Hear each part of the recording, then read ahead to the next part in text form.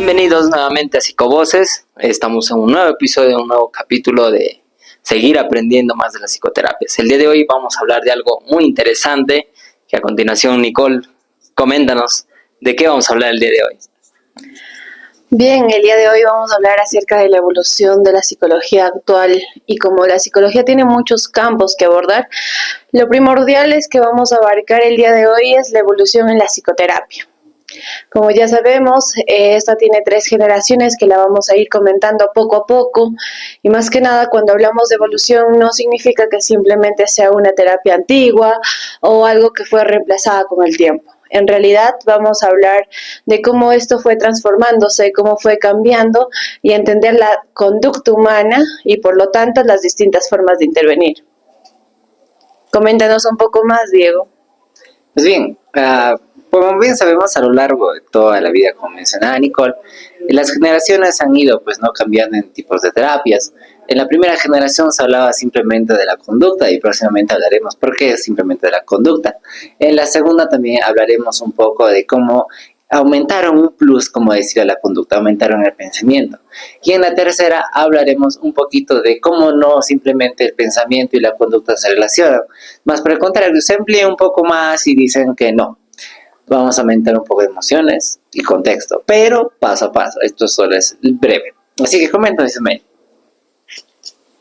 Si bien sabemos, son 3 generaciones, pero las 3 generaciones no deben hablarse por separados o llevarlos por separados, ¿no? Porque muchos separan la primera con la segunda, con la tercera. Lo que no saben es que aún se sigue utilizando la primera generación, la segunda generación y la tercera generación. Bien, entonces a partir de esta pequeña introducción que hablamos cada uno de nosotros, a lo largo de este episodio vamos a realizarnos una pregunta para poder explorar un poco más. ¿Cómo pasamos de intentar modificar una conducta de manera directa a ahora manejarlo en relación con las personas en cuanto a sus pensamientos, las emociones y el contexto? ¿Cómo abarca todo esto durante estas 3 generaciones? Bueno, para comenzar vamos a tener algo interesante, ¿no? Que es la primera generación de las terapias conductuales. Si bien es cierto, su desarrollo va a estar muy relacionado con el auge del conductismo y también con la importancia que se le ha dado al estudio de la conducta observable. Esta va a ser en una primera instancia lo que ha sucedido, ¿no? Como ya nos iba comentando Diego, que primero íbamos relacionando cómo era esta conducta, cómo se iba relacionando, ¿no? Con el cerebro, con el comportamiento humano. Entonces, una primera instancia, las primeras generaciones, vamos a ver netamente lo que son las conductas, ¿no? Y próximamente seguiremos hablando de lo que también nos iba comentando Diego, ¿no? Emociones y también lo que acompaña todo esto, ¿no? Pero en primera instancia es lo que es la conducta. Pues sí, eso tiene razón David, y así se mantenía la conducta en la primera generación, ¿no? Se entendía como un proceso de aprendizaje. Por eso en el anterior video decíamos, si la conducta es aprendida, también se puede modificar. Y eso es lo que nos hablan también el condicionamiento operante y el condicionamiento clásico, que la conducta como tal se podía adquirir, se podía mantener o se podía modificar. Entonces, así nos habla de la conducta de la primera generación, pero para hacerlo más sencillo, Nicole nos va a dar un ejemplo de esto. Bien, un ejemplo sencillo, como lo mencionaba Diego, es cuando una persona tiene miedo al perro, que creo que es un ejemplo común, que la mayoría lo ha escuchado. Esto se basa básicamente cuando la persona ya ha tenido una experiencia negativa con el perro, por lo tanto, el hecho de va a asociar, si veo un perro, esto significa peligro. Este es un claro ejemplo de cómo nos está mostrando la conducta dentro de esta generación. Bien, y si lo vemos como ese ejemplo desde una perspectiva más conductual, una intervención podría buscar una respuesta que viene a ser el estímulo, ¿no? Y el estímulo lo que hace es que generan técnicas. Hay una técnica que se llama la exposición. En eso, pues la persona se enfrenta progresivamente a un estímulo que genera miedo, como el ejemplo que nos dio Nicole. En ahí se da pues condiciones, en ahí podemos controlar las condiciones que va llevando la persona. Asimismo también va a aparecer lo que es el condicionamiento operante, ¿no? El que ya conocemos de del gran autor Skinner, ¿no? Donde vamos a ver, donde se analiza cómo las consecuencias de una conducta van a influir dentro, en su probabilidad de la repetición de la misma conducta, ¿no? Entonces vamos a ir conociendo cómo esto se va desarrollando. Para eso también tenemos un ejemplo muy claro que, Diego, acompáñanos con el ejemplo. Sí, eso es lo que dice David, ¿no es cierto? ¿Cuántos de nosotros, sin querer, queriendo, a nosotros incluso nos ha pasado en la universidad, es que cuando tenemos buenas notas hacemos algo que tal vez haga resaltar algunas cosas que hacemos, algunos docentes o algunos compañeros nos dan unos refuerzos o estímulos? Ejemplo, un caramelo que antes se daba en primaria, o el docente da una carita feliz, que se condiciona incluso desde el jardín. Entonces, a dar nosotros estímulos positivos, reforzamos la conducta, o sea que hacemos que esa conducta se vuelva repetitiva. Entonces, eso es un claro ejemplo de lo que nos decía David. Coméntanos más, Nicole. Bien, como ya lo iban mencionando, tanto el condicionamiento como el refuerzo es muy importante porque de esa manera vamos a ver ejecutar la conducta. Entonces, ¿qué es lo que nos deja esta primera generación? Bien, nos deja algo importante e interesante, ya que nos ha permitido desarrollar los procedimientos de manera sistemática para poder modificar la conducta del ser humano. Exacto, pero también lo que en esta primera generación no solamente se comienza a hablar de la conducta, ¿no? Eso se comienza a hacer como una limitación dentro del campo. Entonces, lo que también debemos abordar son los pensamientos, las interpretaciones y las experiencias subjetivas que tiene la persona.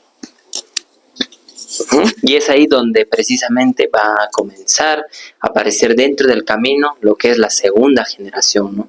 Ya no solamente vamos a hablar de comportamiento, sino porque si solamente hablaríamos de esto, pues sería algo quizás muy vago, ¿no? Y dejaríamos de lado quizás las interpretaciones, con pensamientos, como ya lo iba mencionando mis colegas. Entonces, es en este instante donde la segunda generación también tiene su punto fuerte, por así decirlo, ¿no? Entra con mayor fuerza en algunos aspectos. Entonces, Diego, coméntanos qué es lo que acompaña en esta segunda generación. Sí, David. Y como decía al inicio, pues ya hablamos de la primera generación, entramos de lleno a la segunda, y la segunda es donde incrementa un poco más la cognición, que los pensamientos están relacionados a la conducta. Pero, ¿qué quiere decir eso, Nicole? Dinos.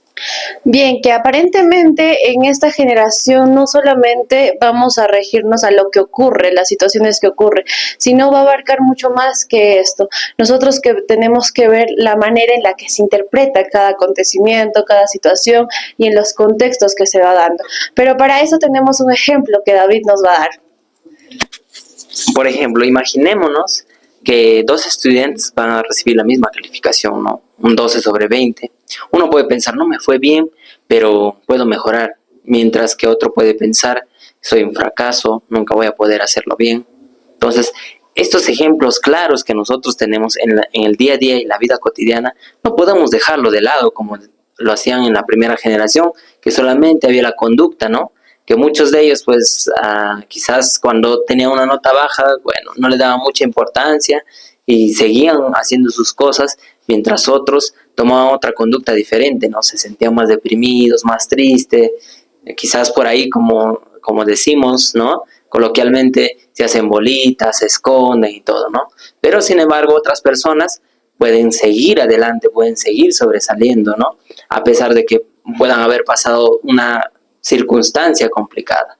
Entonces, es importante que en esta segunda generación también se lleven a cabo los pensamientos, ¿no? Dentro de una sesión, psicoterapia, lo que se puede ver, ¿no?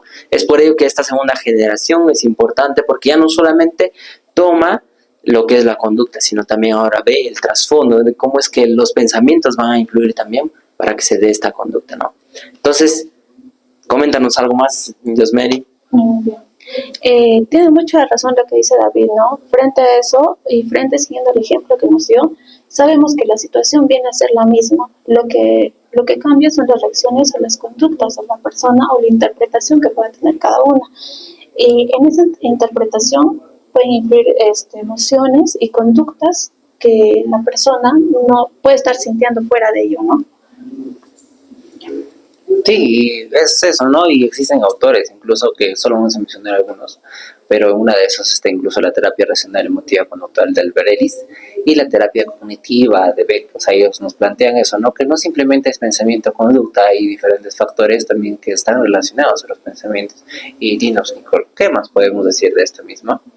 Entonces, la pregunta surge acá, ¿qué abarcamos en la segunda generación? Bien, en la segunda generación, en términos más generales y más sencillos, lo que busca el terapeuta es poder identificar aquellos pensamientos, creencias irracionales o desadaptativas y poder trabajar sobre ellos para poder dar una mejor calidad de vida a los usuarios. Pero para eso también tenemos un ejemplo con el cual nos va a acompañar David. Exacto, ¿no? Como íbamos viendo en el anterior ejemplo, los pensamientos van a influir, ¿no? Entonces, tenemos un nuevo ejemplo que dice, una persona que piensa que tengo que hacerlo todo perfecto, podría comenzar a cuestionar esa exigencia y reemplazarla por una forma de pensamiento más flexible, ¿no? Muchas veces creemos que todo nos tiene que salir perfecto, ¿no? Queremos tener todo bajo control, pero no siempre va a resultar así. Siempre hay algo que escapa de nuestras manos, ¿no? Puede ser, un ejemplo, hoy en día que estamos viviendo los terremotos, los temblores, escapa de nuestras manos, ¿no? No podemos hacer nada frente a eso. Y si algo suscitó en ese momento una situación complicada, no sé, se cayó, digamos, nuestra pared, no vamos a decir que es culpa nuestra o que todo lo malo viene hacia nosotros o que tenemos mala suerte y todo eso, ¿no? Sino que son situaciones que pueden escapar de nuestras manos, que no siempre vamos a tener el control de todo, ¿no? Y un pensamiento más racional, por así decirlo, sería pues que no tenemos el control de estas situaciones que puedan pasar, ¿no? Son fallas geológicas, algo de la naturaleza que nosotros no podemos controlar, ¿no? Entonces, este tipo de pensamiento siempre hay que pues ir cambiando, ¿no? No siempre tenemos que ser rígido en un pensamiento, sino también ir cambiando. Y pues como sabemos también este representa un gran cambio frente a la segunda generación con la primera generación, ¿no?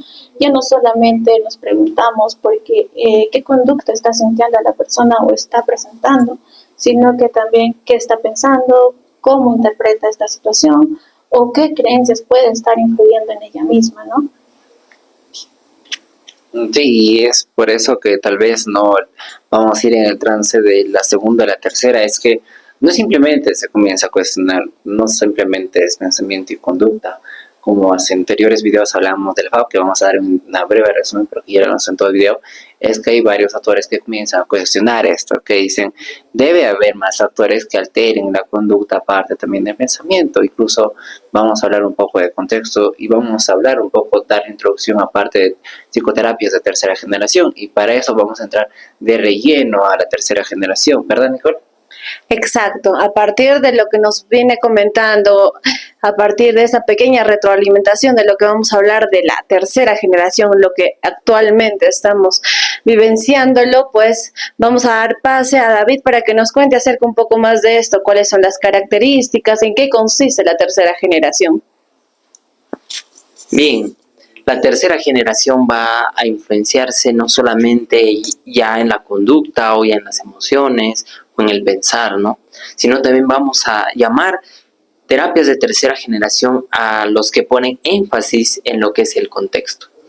Cuál es la función de la conducta y la relación que la persona va a mantener con sus pensamientos y emociones, ¿no? Si bien es cierto, en la primera generación solamente tomamos en cuenta lo que es la conducta, en la segunda generación ya añadíamos un poco más lo que son los pensamientos, y ahora en las terapias de tercera generación vamos a incluir aún más lo que es el contexto, ¿no? Porque es como nosotros podemos saber qué función cumple una conducta dentro del contexto, ¿no? Y esto también lo íbamos hablando ya en lo que es la psicoterapia analítico-funcional, ¿no? En la FAB, en anteriores videos. Entonces, vamos a ver ahí cómo es que el contexto también toma importancia, ¿no? Cómo es que la conducta funciona dentro del contexto y qué es lo que conlleva esto, ¿no? Y no solamente conducta y contexto, sino también pensamientos y emociones. Sí, es así, ¿no? Justo como lo mencionaba Yosmeri también dando pase, un hincapié, así un plus. No es que se cambien las posiciones de la primera, segunda, tercera generación, se cambie todo el modelo, más por el contrario, se integran y se aprende de estas mismas. No se trata de simplemente de cambiar pensamientos y conductas, simplemente de extinguir algunos pensamientos que no deberían ser o conductas, más por el contrario, se trata de tal vez de asimilar un poco las experiencias vividas, aunque desagradables sean para el paciente, y que ésta reconozca, sea capaz de identificar qué era lo bueno que ha tenido que pasar y que es necesario tal vez pasar por lo malo, porque de algunas cuestiones se aprende. Por eso la FAP nos decía, ¿no?, que es incluso que el propio paciente va a encontrar sus propias respuestas a sus preguntas, es quien él mismo va a encontrar su propia terapia en las cosas que le gustaban. Y así hablaremos pocamente. En transcurso también hablaremos de la CT, pero poco, porque vamos a dar un video largo para hablar de eso también, para la DBT. ¿Y qué más sigue, Nicole? Bien, como ya lo mencionaban mis colegas, entonces, ¿cuál es el principal objetivo de la tercera generación? Es poder hacer que las personas puedan relacionarse de otra manera con estas experiencias negativas, y de esta manera que sus conductas que antes las dejaban de realizar simplemente por haber pasado experiencias negativas, pues las vuelvan a retomar en su vida, ya aceptándolas, reconociéndolas, ya que estas conductas hay que tener en cuenta que son importantes para su vida diaria. Entonces, cuéntame, Josmery, un poco más acerca de las terapias de tercera generación. Bueno, por eso estas terapias pues creo que plantean diferentes progresos, ¿no? Pero lo cual son muy importantes, en lo cual nosotras, bueno, el paciente más que nada tiene diferentes experiencias internas. Lo que él debe hacer es poder aprender y actuar de manera realista, ¿no? Y ver lo importante que son esas conductas o acciones que tiene él mismo. Un ejemplo también muy claro, muy representativo de la ACT, que viene a ser la terapia de aceptación y compromiso. En la ACT, la aceptación va a tener un papel muy importante, ¿no? Pero aceptar no significa que nos vamos a resignar, ¿no? Aceptar no solamente va a significar, como sería, bueno, pues es lo que me pasó y así es mi vida y así va a quedar, ¿no? Sino que aceptar es algo más profundo, algo muy distinto, ¿no? Que nosotros, digamos, ¿no?, tengamos una nota mala, no es que ya así es mi vida o así voy a quedar todo el tiempo. No, aceptar sería, bueno, saqué una baja nota, sí, pero creo yo que puedo recuperarlo más adelante. Aceptar es que sí, me equivoqué, fallé, he errado quizás muchas veces, pero esto se puede ir mejorando, se puede ir sobresaliendo, se puede ir haciendo mejores cosas, ¿no? Entonces, de esto va a tratar lo que es el ACT, pues, ¿no? La terapia de aceptación. Pero en esta también vamos a conocer un poco más acerca de la psicoterapia analítico-funcional, que ya íbamos hablando muchas veces en anteriores videos. Y también podemos conocer quizás más de la terapia dialéctica conductual, ¿no?, la cual también es de tercera generación, ¿no? Entonces, Nicole, quizás algún comentario. Claro, como ya lo mencionaban, la ACT, la FAP y ahora es la terapia dialéctica conductual. Algo breve y sencillo es que básicamente esa terapia busca transmitir a una persona lo que está pasando, ¿no? Dentro de la terapia se tiene que realizar la validación al paciente y de la misma manera también brindarle las estrategias necesarias para que pueda tener una intervención adecuada, teniendo en cuenta que para cada individuo, para cada paciente, para cada cliente, como ustedes lo gusten llamar, pues aquí básicamente cada uno tiene una distinta manera de ver las situaciones, su contexto, entonces se trabaja de manera individual y única para cada uno. Bien, de ahí pasamos con lo que es la activación conductual, en la cual, Diego, ¿nos quieres comentar algo respecto a esta terapia?